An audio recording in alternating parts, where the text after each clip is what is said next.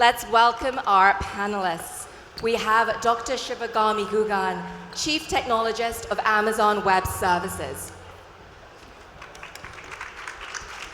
Sven Herzing, Chief Technology Officer of Talabat. Hammam Alahmadi, Chief Operating Officer of Boss Bunny. And Amit Rawal, Chief Product Officer of CAFU.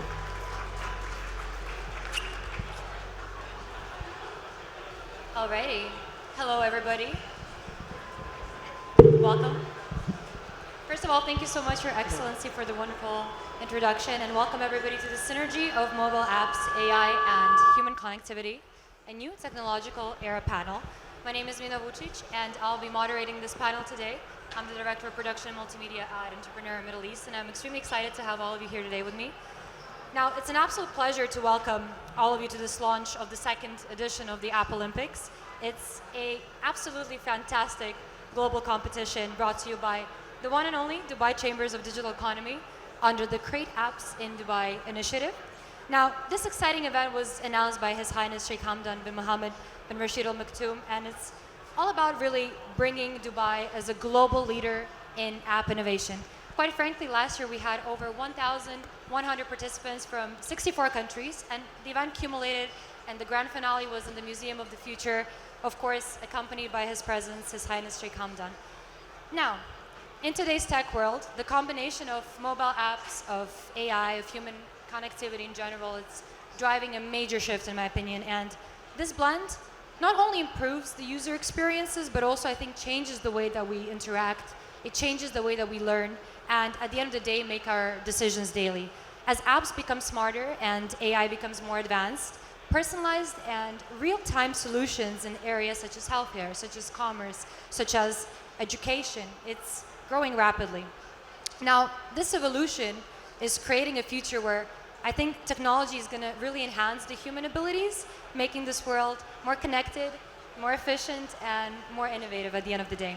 Now, this session today, we will explore that endless potential of this new era where AI and human insights absolutely are reshaping what's possible. So, without further ado, could you please give a round of applause to my lovely panelists today? Thank you so much for coming. How's everybody feeling? Awesome. I feel like it's not an early morning panel, so the coffee has kicked in already. We're good to go. All right, Sven, I think you're going to be my first victim of today. So I wanted to ask you, since this whole conversation is going to revolve around AI, how advancements in technology are unlocking, let's say, that human potential, could you please kick off this conversation and tell us, how would you define AI in the context of today's technological landscape? Thanks for having me. I think AI is a big enabler. If you go back a couple of years when for AI you would have a specialized team building your own models, but nowadays since OpenAI released GPT-3 and we have seen the big rise of startups offering similar models, it enables people or entrepreneurs to start the journey of using AI embedded it quickly in their own products. Even solopreneurs can build their own experience, step up quickly, and actually have a very personalized experience up to a level of saying you can interpret text, you can understand human language, and actually the way we interact with technology changes from I have to formulate that technology understands what I want to do to say I can use natural language in written or spoken form and actually get a result that's close to what I need. It allows to build better experience for customers. It allows to use it internally. For example, if you think about data analytics or how we use in the past, you would need to learn SQL, understand your own data access patterns, and now you could ask questions in human language and tool translate it. Right, there's definitely a major shift in the way we interact with the technology.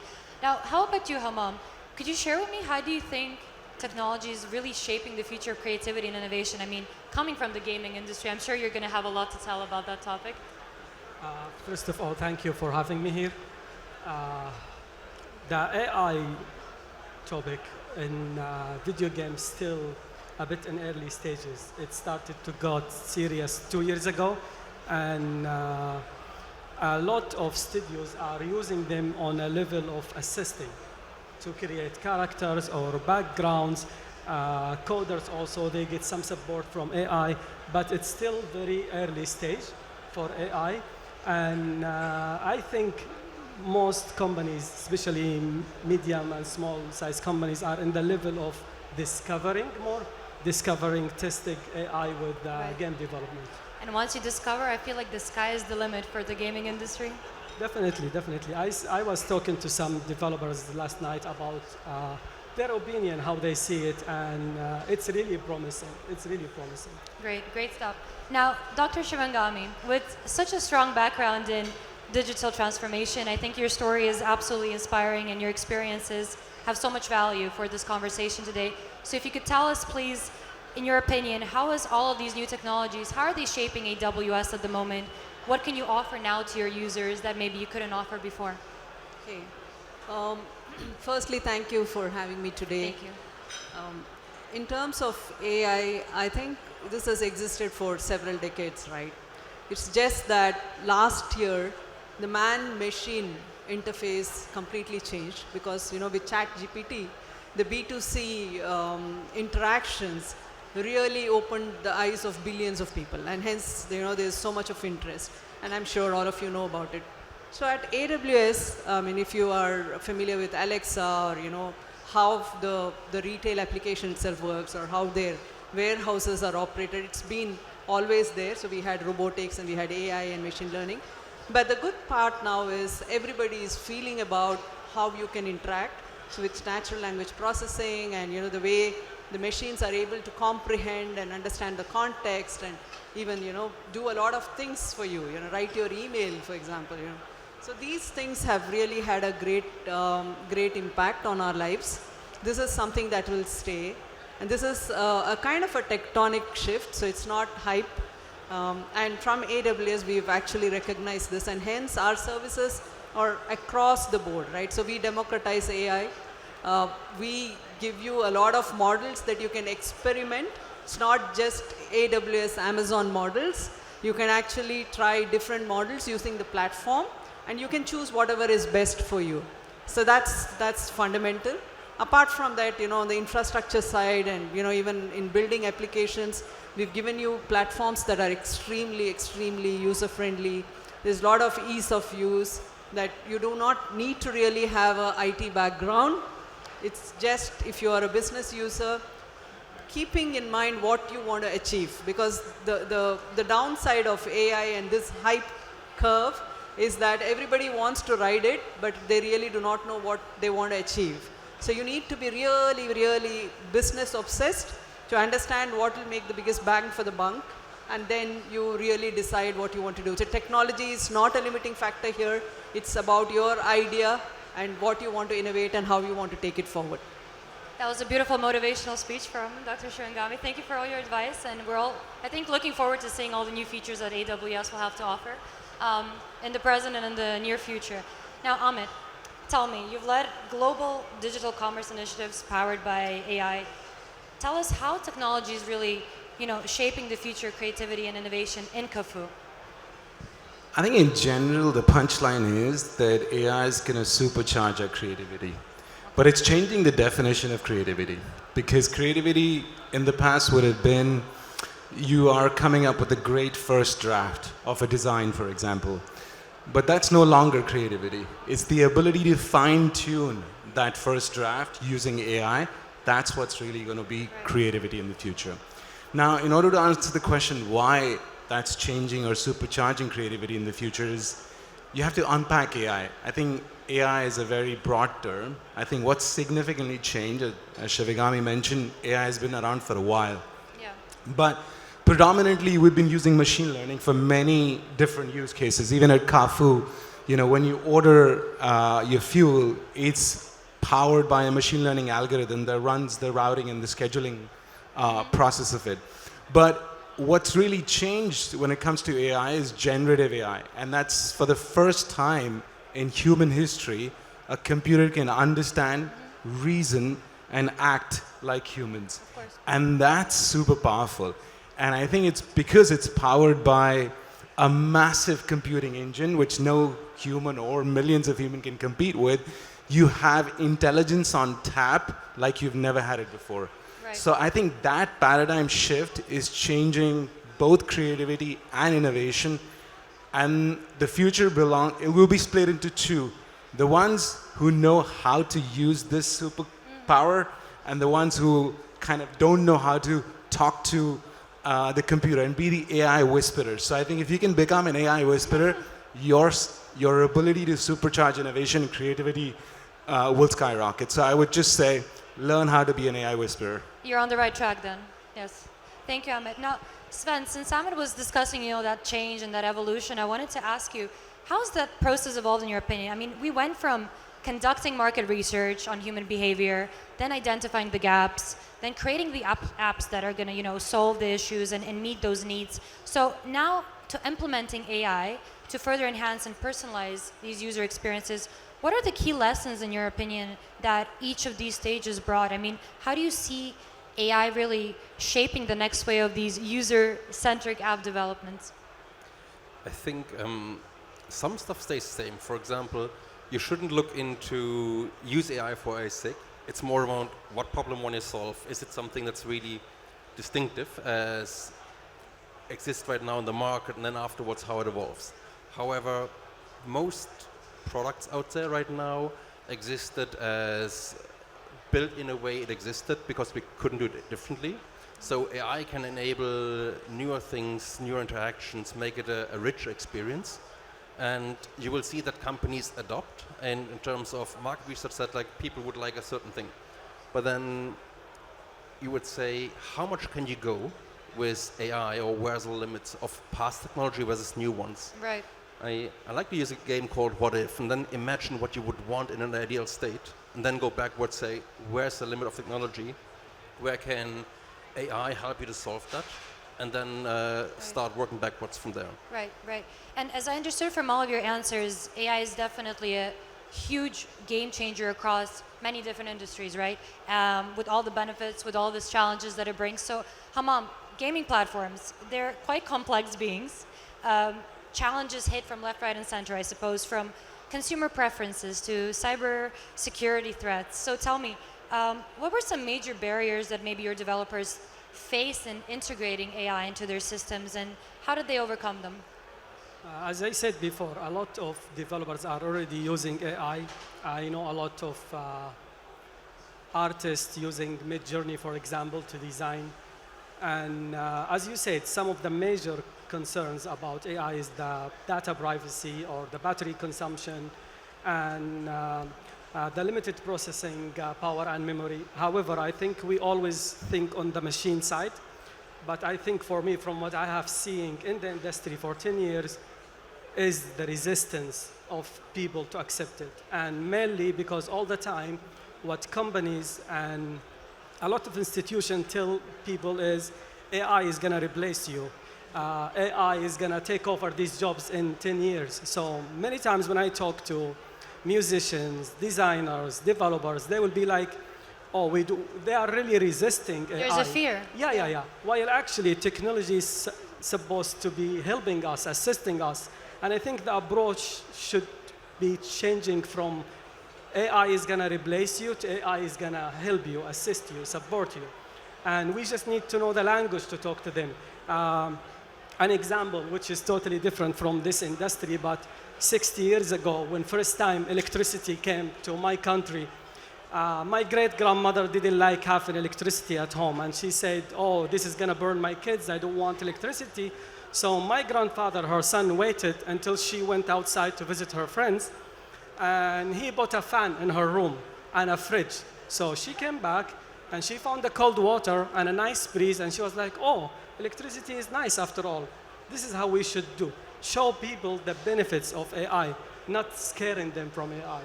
But do you think in corporate we have to have more, let's say, internal trainings, education platforms? What do you think is going to help on a corporate level to kind of bring that fear down?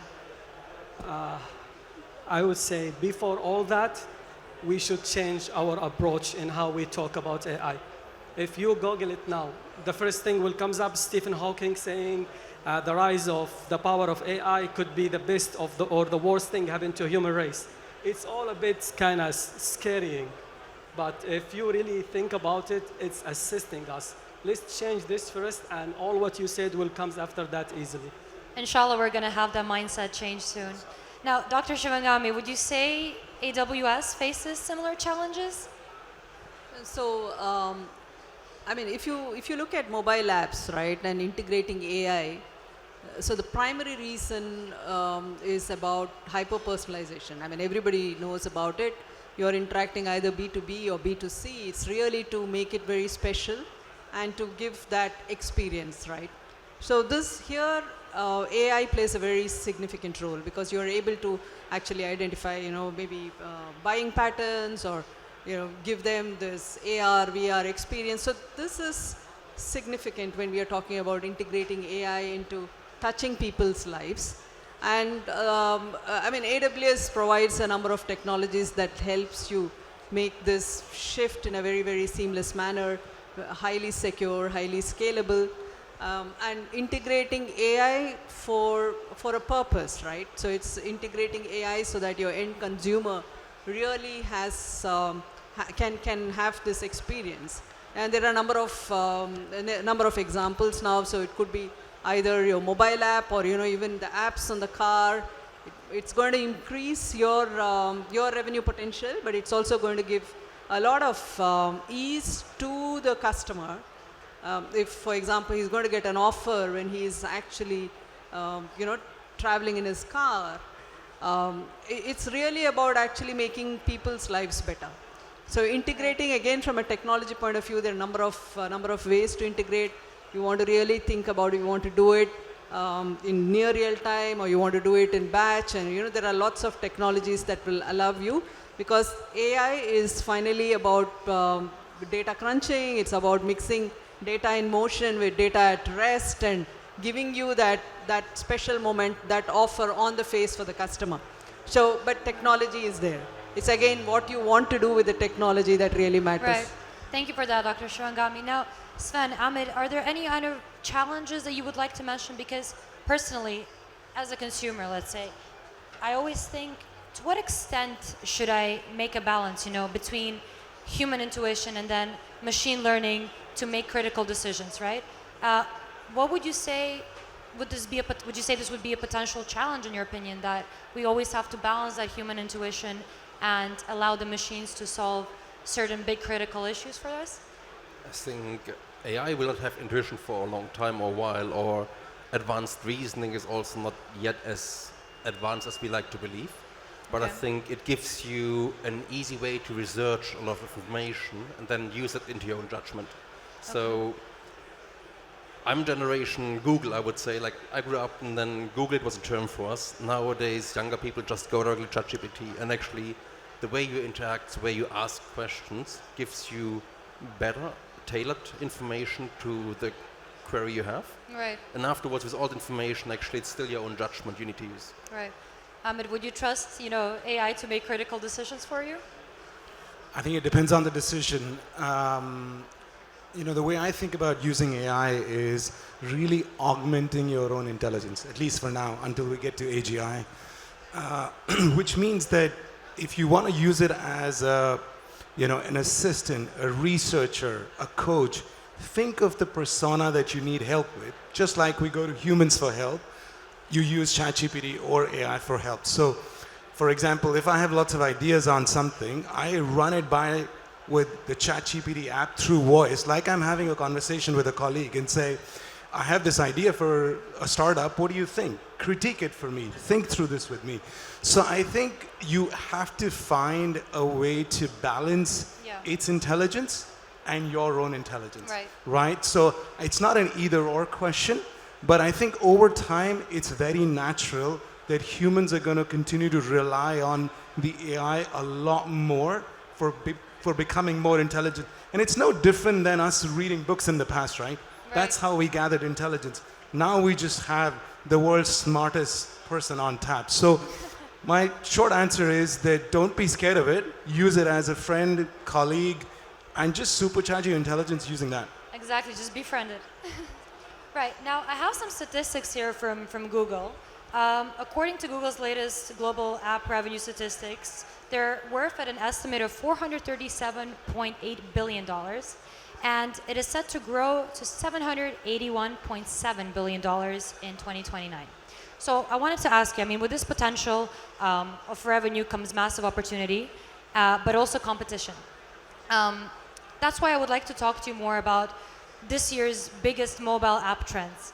What do you think are the upcoming trends, if we can go one by one from you, Amit, in the mobile app development? I think a mobile app trend that's going to take off is voice as an interface. I think that's the most natural interface that we have, and ChatGPT has already shown it with the advanced voice mode where you can have a conversation with it like a natural human. I think more and more the browse, find what you want and purchase, or like I want to book a cab and I have to go through screen and tap 4 times to book a cab. It's just going to go away. So AI is going to be embedded in a lot of our tools, or through intelligence like Apple Intelligence or Alexa, for example. And voice is going to become your natural and go-to interface. That's the trend that I'm looking for forward to a lot. All right. How about you, Hammam? Well, from what I have seen in video games, especially mobile games, I think I have to say first, we are social creatures. And while we were developing our games, we always noticed the more features you give to players to communicate, the more they like the game. This is one of the things that big games always try to do, allowing more communication features. We all have these little brothers or sisters or cousin who always quiet. You never hear their voices. Then all of a sudden, when they play video games, they have different personality. My brother-in-law, Mohammed, always quiet. And one day I heard him playing video games, and I was like, "Who's this guy?" They say Mohammed is playing. I was like, "This is Mohammed's voice? I never heard his voice before." So, if we allow them to communicate and to also exchange ideas, and this is another thing we should always maintain with video games, which is make sure it's safe environment for younger generations. We have to keep this in mind, not only allowing them to communicate, but make sure it's safe environment for them. So if we allow them to have more features to communicate, I think this specific type of games will be really trendy. Right. Sven, how about you? Do you think safety and privacy are going to be the big trends coming up in the next couple of years? Yes, it will be. Like, the amount of information ingested by AI is huge. People use it. We need to dissect what should stay private, what can be public. I think also right now there's still, most of text information is indexed and available. Audio and video is still a big trend to be categorized by AI and then make it accessible. And that actually will be the next one of saying, which videos do you want to have for yourself on your private YouTube account, or which are actually then public and seen by everyone. Right, interesting. How about you, Dr. Shivagami? What are some new trends we can expect from AWS coming up? I mean, I'm going to be talking in general, so I can see 2 major trends, right? One is, of course, data privacy, but I think it's about building this trust and building this relationship with the customer, and they will give you more information if you can give value, right? So it has to be not big bang. It has to be like, if you do this, yeah, I'm getting this value. I'm going to give you more information, but give me more value. So that's fundamental. That's like the bedrock. But on that, I do see that there's a lot of social commerce. So previously we had e-commerce. Now it's like, integrating it with the WhatsApp channel, integrating it with, basically whatever channel you normally use, you want to use that channel for shopping, for learning, for doing your stuff. That's fundamentally that I see a shift.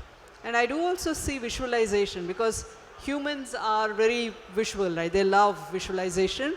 So AR will play a big role, especially when you're talking about, commerce and shopping, and you want to really try that, that jewel on you. So it's more of visualization will be something that will really pick up. Thank you for that, Dr. Shivagami. Now, since we are running out of time, I just have one final question for all of you guys. Today is the launch of the 2nd edition of the App Olympics. What advice would you give to all of those potential contestants when developing an app? We can start with you, Amit. That's a tough question. I think the advice that I would give is don't build looking at the past. Obviously, look at the future. So, one example that we see, a lot of people ask me is, how do I use the LLMs or the foundational models? And my answer to them is use the best that they offer you today, but don't compensate for their limitations. So don't build products where you say, well, LLMs hallucinate, or they don't do this use case really well. So let me build an application layer that compensates for that. Well, when you wake up tomorrow morning, the LLM is going to be better than it was yesterday, right? So make sure you're building a product that automatically gets better as the foundational AI gets better, and don't compensate for it. So that's one piece of advice I would give. How about you, Hammam? I mean, take into consideration that this year's theme for the App Olympics is the gaming app. So I think we have a lot of people in the audience that do want to hear your answer to this one. I think when I talk to many developers and you ask them why you are developing this specific type of game, they will say, I think it will be successful. I like this game. And I think this is a very wrong approach. It should be, do the audience like this game? Your target audience, are they going to like this game or not? Because if you are developing a game because you like it, then you are the only one who will play it. So we have to make sure, check the data, check the revenue of that similar type of games, and develop something that definitely you can grant more people will play. Also, I would say take your time to think, but act fast. I had this great idea for an app, 2016. And I always was like, this is a unique idea. No one will ever think about it. A few weeks ago, I went to some event in Abu Dhabi, and I found this young Emirati guy having the exact same idea.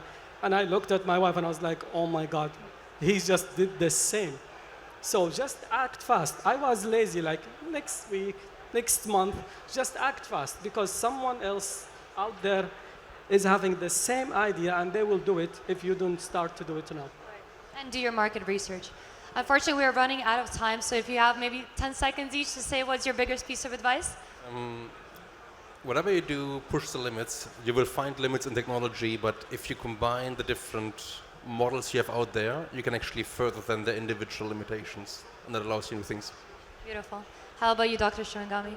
I just think technology being an enabler, you need to build something which is, yesteryears it used to be like, I want to go for the perfect technology, perfect platform. There's nothing like that. I think my colleague was mentioning here that things are changing so rapidly.